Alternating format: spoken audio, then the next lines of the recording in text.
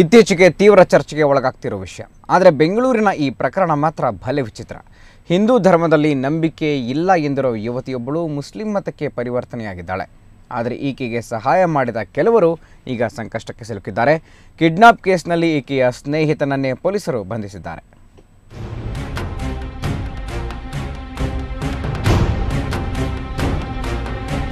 ಈಕೆ ಹೆಸರು ಕಾವ್ಯ. ಬೆಂಗಳೂರಿನ ಸಂಜಯನಗರ ನಿವಾಸಿ ಶ್ರೀನಿವಾಸಾಚಾರಿ ಎಂಬುವವರ ಮಗಳು. ಕಾವ್ಯ ಈಗ ಮರಿಯಾ ಅಂತ ಹೆಸರು ಬದಲಿಸಿಕೊಂಡಿದ್ದಾಳೆ. ಹಿಂದೂ ಧರ್ಮದಿಂದ ಮುಸ್ಲಿಂ ಧರ್ಮಕ್ಕೆ ಪರಿವರ್ತನೆಯಾಗಿದ್ದೇ ಹೆಸರು ಬದಲಾವಣೆಗೆ ಕಾರಣ.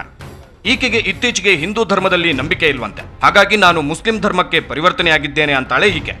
ತನ್ನ ಪೋಷಕರಿಗೆ, ಪೊಲೀಸ್ ಕಮಿಷನರ್ ಹಾಗೂ ಮಾನವ ಹಕ್ಕುಗಳ ಆಯೋಗಕ್ಕೆ ಈ ಸಂಬಂಧ ಮನವಿಯನ್ನೂ ಮಾಡಿದ್ದಾಳಂತೆ.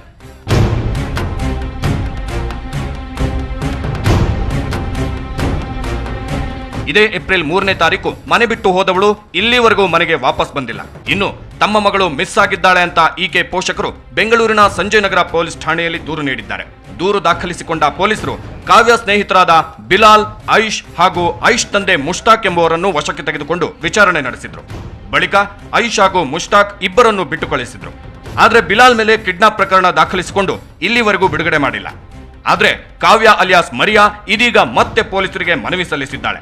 ನನ್ನನ್ನು ಯಾರು ಕಿಡ್ನಾಪ್ ಮಾಡಿಲ್ಲ, ನಾನೇ ಮುಸ್ಲಿಂ ಧರ್ಮದ ಮೇಲೆ ನಂಬಿಕೆ ಇಟ್ಟು ಬಂದಿದ್ದೇನೆ, ಹಾಗಾಗಿ ಬಿಲಾಲ್ನನ್ನು ಬಿಡುಗಡೆಗೊಳಿಸಿ ಅಂತ ಮನವಿ ಮಾಡಿದ್ದಾಳೆ.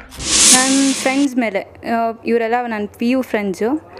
ಬಿಲಾಲ್, ಐಶಾನ ಅವಾಗವಾಗ ಹರಾಸ್ ಮಾಡ್ತಿದ್ದಾರೆ. ಬಿಲಾಲ್ನ ಅರೆಸ್ಟ್ ಮಾಡಿ ಲೈಕ್ ತುಂಬಾ ಹೊಡೆದಿದ್ದಾರೆ. Blue and black, he's bleeding. Like ಅವ್ರನ್ನ ರಿಲೀಸ್ ಮಾಡಬೇಕು. ಅಫ್ಕೋರ್ಸ್ ಅವ್ರದ್ದೇನು ತಪ್ಪಿಲ್ಲ ಅಂದರೆ ಅವ್ರನ್ನ ಸ್ಟೇಷನಲ್ಲಿ ಇಟ್ಕೊಳ್ಳೋದ್ರೆ ಅವ್ರಿಗೆ ಬೇಕಾಗಿದ್ದು ನಾನು ತಾನೆ.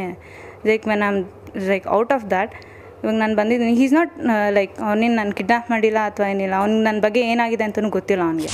ಕಾವ್ಯ ಇಲ್ಲಿವರೆಗೂ ಬೆಂಗಳೂರಿನ ಕೆಲವು ಮುಸ್ಲಿಂ ಸೆಂಟರ್ಗಳಲ್ಲಿ ಉಳಿದುಕೊಂಡಿದ್ದಾಳೆ. ಸ್ನೇಹಿತರು ಈಕೆಗೆ ರಕ್ಷಣೆ ಒದಗಿಸಿದ್ದಾರೆ. She can approach any of the Islamic centers and learn more about Islam.